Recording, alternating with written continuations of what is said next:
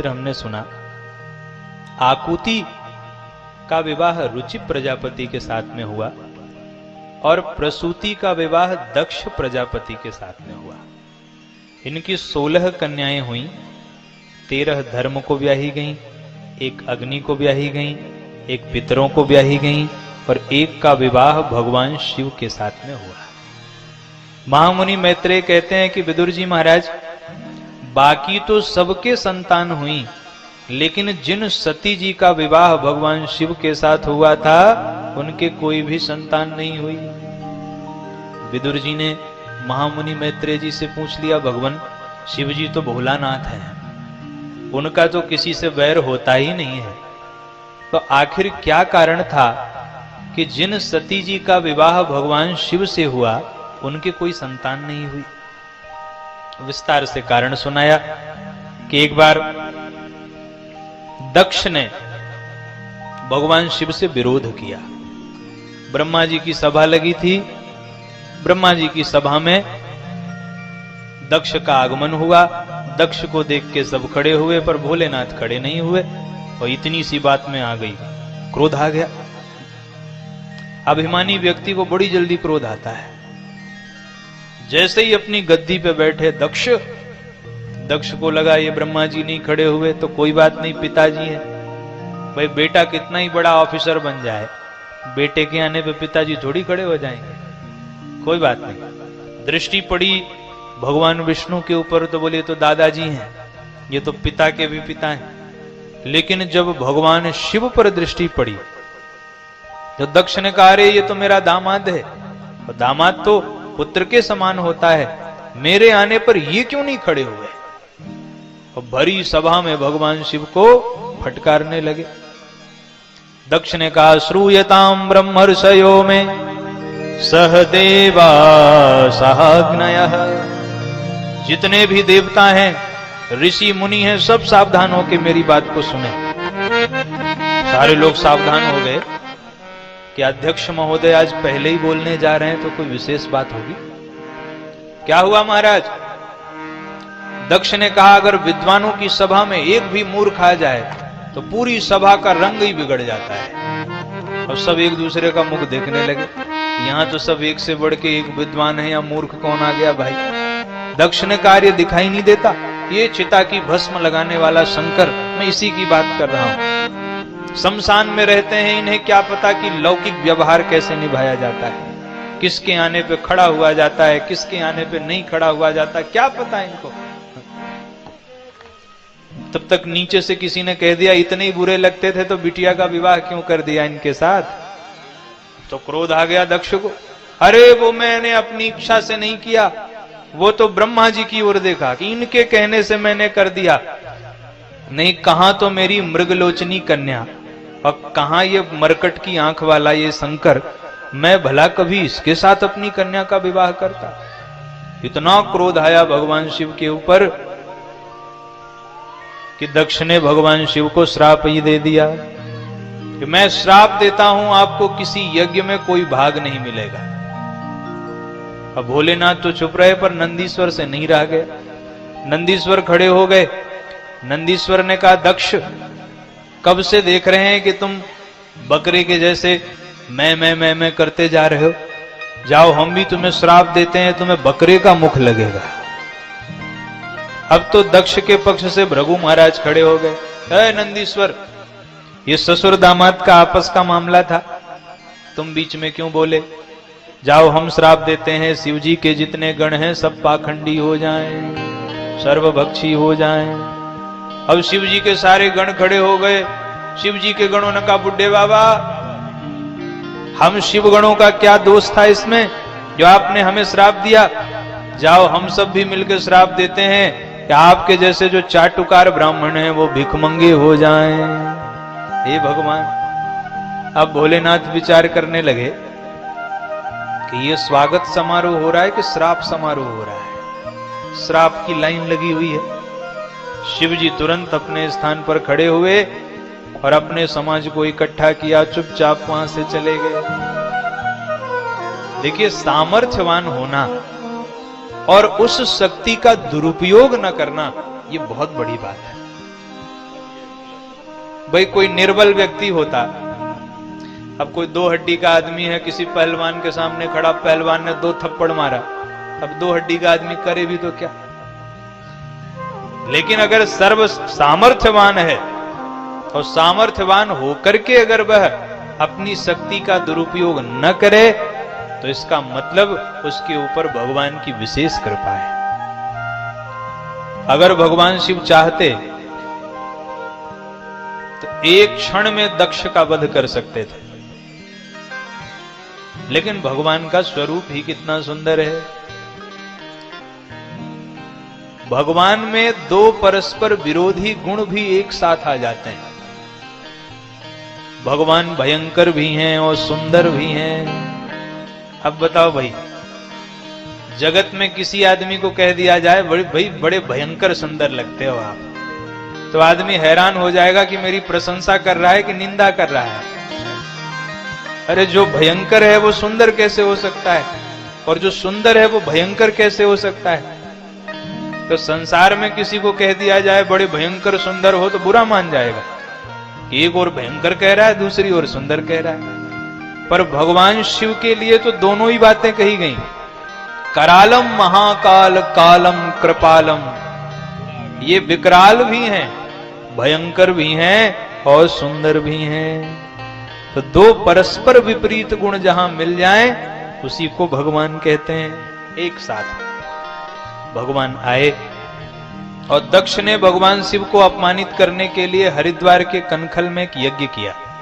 सबको बुलाया, भोलेनाथ को नहीं बुलाया।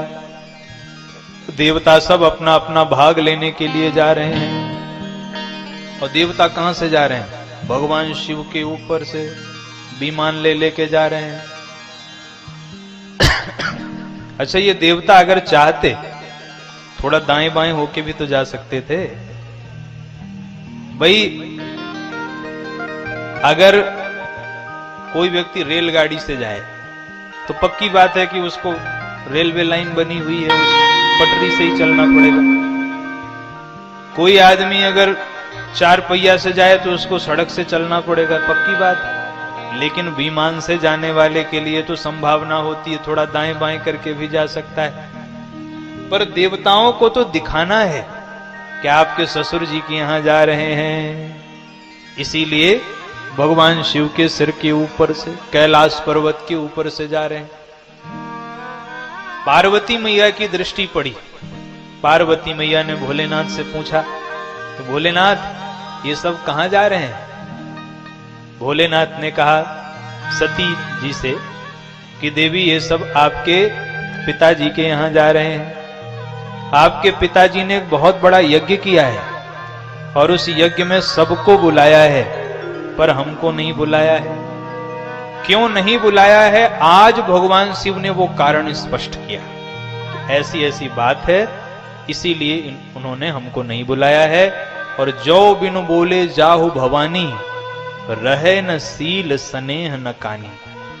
अगर बिना बुलाए जाएंगी तो सम्मान मिलने वाला नहीं। सती जी नहीं मानी, फिर भी गईं। और जब यज्ञ मंडप में जाकर के देखा कि बड़े बड़े छोटे छोटे देवताओं के इतने विशाल भाग मिले हैं, और जो देवाधिदेव महादेव भगवान शंकर हैं उनका कोई स्थान ही नहीं है, तब चित चढ़े वो जो शंकर कहे वो। अब सती जी को ध्यान आया कि ओहो, भोलेनाथ इसलिए मना कर रहे थे, शिव अपमान न जाए सही हृदय न होई प्रबोध। सती जी से भगवान शिव का अपमान सहन नहीं हुआ। सती जी ने क्रोध करते हुए सती जी ने कहा कि आज जिसने भी शिव की निंदा सुनी है या जिसने भी शिव की निंदा करी है, उन्हें इसका फल अवश्य मिलेगा। ये मेरा मूर्ख पिता, ये उन भगवान शिव की निंदा करता है जो सारे जगत की आत्मा है। जगदात्मा महेश पुरारी, जगत जनक सब कह हितकारी। पिता मंदमति निंदत ते ही, और दक्ष शुक्र संभव यह देही। मुझे ये जो देह मिला है ये दक्ष के शुक्र से मिला है। जब तक मेरा जीवन रहेगा लोग मुझे दक्ष कुमारी कह के पुकारेंगे, और एक दक्ष कुमारी की एक शिवद्रोही की पुत्री बन करके मैं इस संसार में जीवित रहना नहीं चाहती। ऐसा कह करके सती मैया ने योगाग्नि में अपने शरीर को जला के भस्म कर दिया। बोले सती महारानी की जय। जब भगवान शिव को पता चला, भगवान शिव ने वीरभद्र को भेजा और वीरभद्र ने जाकर के सकल सुरन विधिवत फल दिया। विधिवत, किसी को नहीं छोड़ा। जिसने जैसा कर्म किया था उसी के अनुसार विधिवत फल दिया। विधिवत, विधिवत में एक ही शब्द में पूरा का पूरा दंड समाहित हो गया। जो आंख मटका रहा था उसकी आंखें निकाल ली, जो दांत से चढ़ा रहा था मुक्का मार के दांत तोड़ दिया, भृगु महाराज की दाढ़ी उखाड़ ली, सबको दंड दिया। बाद में ये सारे देवता भगवान शिव के पास गए और भगवान शिव ने इन देवताओं पर कृपा करी और भगवान शिव यज्ञ मंडप में आए। ब्रह्मा जी के कहने से भगवान शिव ने ब्रह्मा जी से कहा, ब्रह्मदेव यजमान को बुलाइए, यज्ञ पूरा करें। ब्रह्मा जी ने कहा, सरकार सब जानते हो, अरे आपके क्रोधावतार वीरभद्र ने यजमान जी को तो धराशायी कर दिया है। अब यजमान हो तब तो जो है यज्ञ हो। अब क्या किया जाए? तो भगवान ने बकरे का सिर मंगाया और बकरे का सिर मंगा करके भगवान ने दक्ष के धड़ में जोड़ दिया और जैसे ही बकरे का सिर लगा, दक्ष की तो पूरी भाषा ही बदल गई, भगवान की स्तुति करने लगे। और भगवान शिव को बड़ा आनंद आ रहा है कि ससुर जी की तो पूरी भाषा ही बदल गई। आज भी जो भगवान शिव के भक्त हैं वे गंगा स्नान करने के बाद वो प्रायः बम बम बम बम बम बम बम बम ऐसे करते हैं ना, तो ऐसा करने से भगवान शिव को उनके ससुर जी की याद आ जाती है और भगवान शिव शीघ्र ही प्रसन्न हो जाते हैं। बोले शंकर भगवान की जय। ऐसे तीनों पर कृपा करने वाले भगवान शिव के सिवा भला कौन हो सकते हैं? जो दीनों पर जासु दीन पर नेह, दीनों पर कृपा करने वाला भगवान शिव के जैसा कौन होगा? आइए एक बार भोलेनाथ का ध्यान कर लें।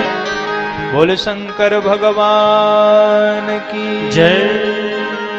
कर दे दीनों पे दुख दूर बारंबार बार।